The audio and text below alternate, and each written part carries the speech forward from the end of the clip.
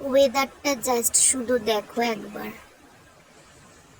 কি দারুণ লাগছে।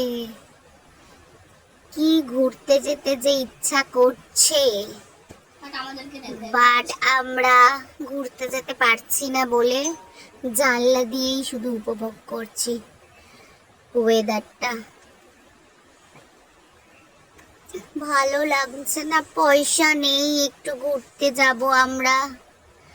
ঠাকুর, কি দারুণ ওয়েদার। কাদের কাদের এরকম ইচ্ছা করছে আমাদের মতন?